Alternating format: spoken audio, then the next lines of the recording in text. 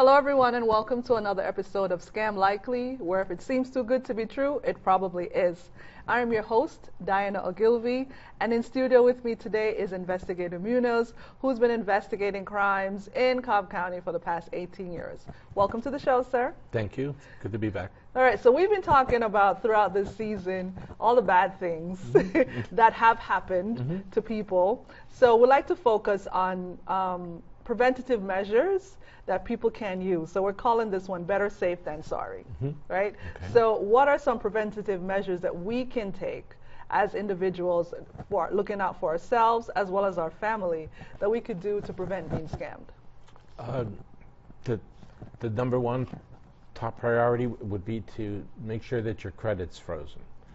With the three credit report agencies, Experian.com, TransUnion.com, and the other one? Equifax. Make sure your credit's frozen there. They offer the opportunity to put alerts as well, and that's a personal choice. But the freezing of the credit if I could, I'd make that mandatory, because by freezing it, nobody can do anything with your credit. If you just put alerts on your credit and somebody has your information, then you can still get some inquiries on there that can, over the long run, affect your credit score. And that could show up later. Yeah. Right. So the best way is to just freeze it until you need it.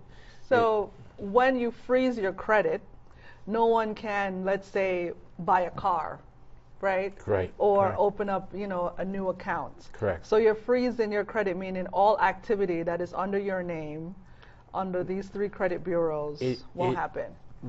In order for, just to expand on that, in order for somebody to open up a new account or to get a new loan, that's what freezing your credit affects. Okay.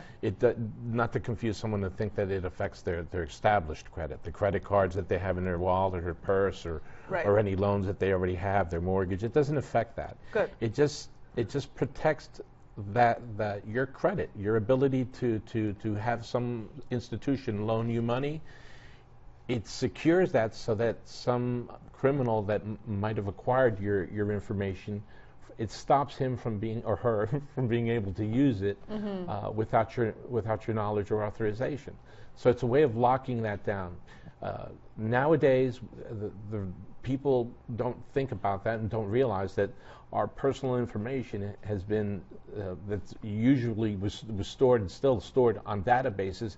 There have been so many breaches and so many of the different databases that store our information that it's a given that my information, your information, it's out there, and it's being sold as a commodity by these criminals, often on the dark web. And if your credit isn't frozen, it's only a matter of time, not if or when. It's only a matter of time before somebody comes across it through purchasing it, and they're going to open up a new line of credit. And you won't find out about it if your credit isn't frozen until you get a collection agency coming after you.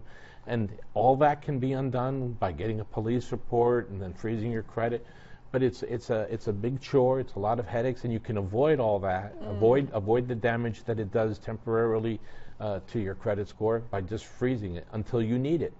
Right. So that was my follow-up question. So let's say if I wanted to buy my son a car, or my husband and I were going to purchase another house, do I have the option of unfreezing it? Of course.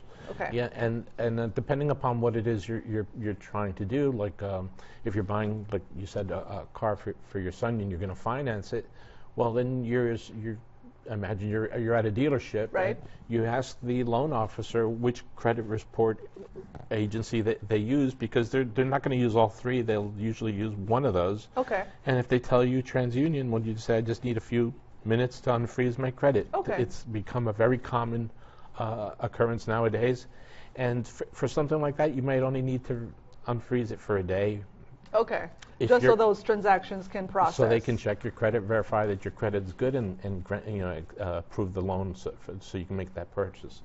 If you're refinancing or buying another home, as you said, then you might have to unfreeze. You find out the same way from the loan officer which one they use, and you contact them and you unfreeze that one maybe for a month. When you unfreeze it after you've frozen it, if you do it electronically or over the phone, you can always give them the day that you want it unfrozen and the day that you want it frozen back up. Okay. And for a purchase on a house, you might want to leave it unfrozen for a month, because during during the mortgage process, they might check your credit several times. Okay. To make sure everything's still on the up and up, and then it's frozen back up and secure until you need it again. Okay, so just look at it as like you're opening your door and then you're closing it up. Open it up and sealing it shut. Yep. And you're so right about those breaches. I think at least once a month I get an email that my information or passwords have been compromised from it could be anything from the streaming services that I use to anything else. So we just really have to be super careful. Yep. Yeah. And what about this website for the FANS enrollment, if you could explain what that is? The FANS enrollment is I believe is a state wide run website, and the purpose of it is if you own property in Cobb County or anywhere in the state of Georgia, you can go on the FANS website and register for notification. You would be notified if somebody goes into a record or deeds office somewhere in the state of Georgia and changes the information that's on there. Like, say I own a piece of property here in Cobb or in Paulding County next door, wherever, it's somewhere in Georgia, and somebody goes to that record deeds office with fake information and files a quick claim deed as if I signed away my rights to that property, because they're either going to try to sell it or to get a loan against it, pretending to be me. Well, if you're registered on the FANS website, you can choose to receive a text message or an email or I think maybe even a phone call to notify you, hey, somebody just changed information on your property at such and such location. By you receiving that notification, you can rectify it quickly, because with something like that, time is to some degree of the essence. The sooner you find out about it, the sooner you can rectify it and greatly reduce the chances of somebody doing something nefarious with your property. So is it that easy to just walk in and literally steal somebody's house or land? I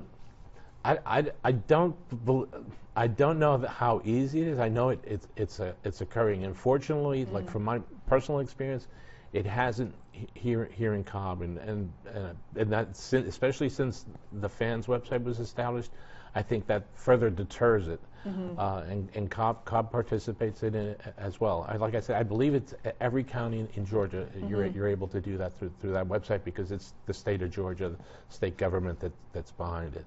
Well, folks, that website, and it will appear on the bottom of the screen, is FANS, FANS.gsccca.org. So that is where you would register your house, your land, and just make sure that everything is on up and up. So if anything happens, you will get an alert, right? Correct. Okay. And other day-to-day stuff in checking in would be to check in on your folks, right? Check in on your parents, check in on your grandparents. Yep. Check in on your parents, your grandparents. I personally do it on a daily basis, because a lot can happen in 24 hours. I see firsthand what can happen in 24 hours to people that don't have any family members checking in on them. So periodically check in on them and maintain those lines of communication open, so that if something bad is getting ready to happen, or somebody's trying to pull something over on them, you can step in and help to protect them. If you ignore them, if you don't have that communication with them, if you don't check in on them, you might want to wonder who is. And with the amount of crime that occurs nowadays, it could be a criminal. Well, that's really sobering, because if you're not checking in, somebody else might be. And as we mentioned in another episode, it's good to have like a password or a safe word, Princess Banana Hammock or something, but also just make sure that you don't answer any unknown numbers. Yes, and I'd also like to add that not everybody is blessed to have family. Life is different for everybody. This experience. Be a good neighbor. Yeah. You know, if you know the person next door, you know, is by themselves, you know, check in on them too. We should look out for one another. That's what a good community does. So do that too. Do that too. Yeah.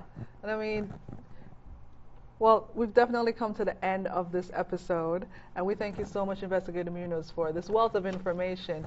Takeaways: check in on your folks, be a good neighbor, don't answer any unknown numbers, because if they can't get you, they can't scam you. Yes.